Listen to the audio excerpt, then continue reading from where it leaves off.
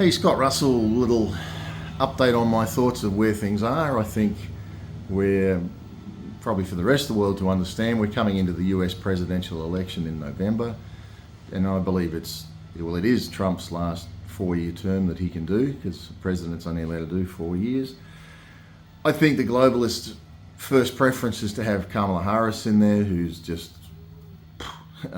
they run her completely. Trump, I do think they have a plan B for him. I think they think they're smarter than him, and they're able to bring in a digital currency through that, as some of you have heard me talk about. But Trump will be the president, 100%. Trump will be the president.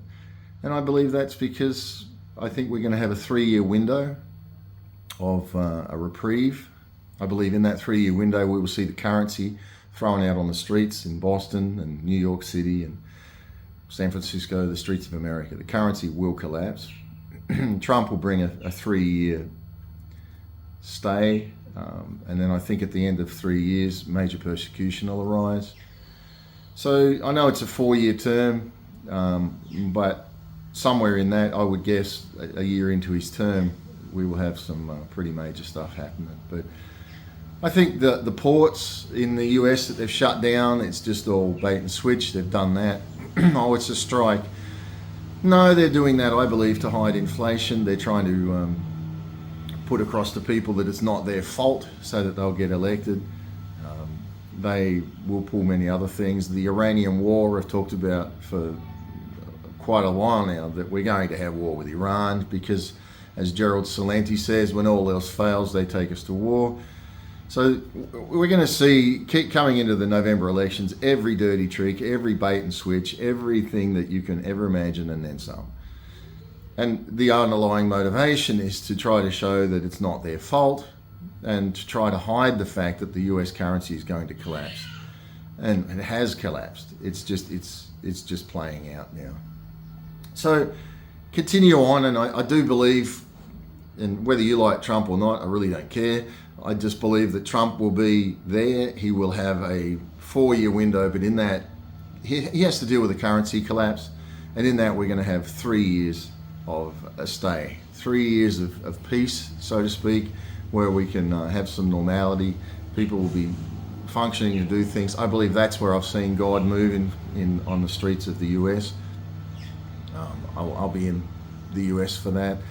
And then I think we will again see major persecution arise at the probably when the last tick of the clock on Trump's term, and they will bring back in one of their deep state guys that will bring about the authoritarian controls. So keep going, keep preparing, stay focused, stay out of the drama, because the drama feeds on you, and then you feed the drama, and it gets its energy. The demon of that thing gets its energy and its power from you. When somebody's pulling you into drama, step back, leave it alone, go on with your life. And if they're supposed to be there, they'll come and catch up. If they're not, then they're gone. They were never the right thing for you, or that path was never the right path for you.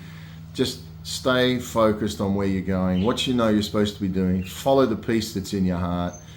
For me, I talk to the Creator. I go out, I walk, I talk to God, just like I'm talking to you.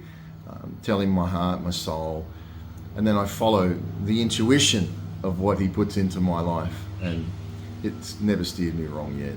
So keep going, and no, there is hope. There's always hope. For our world, we can make a difference.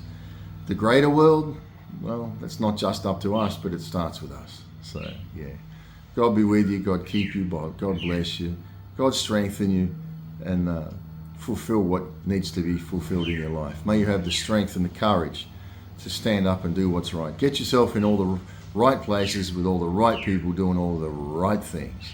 And watch how quickly your world changes. God bless.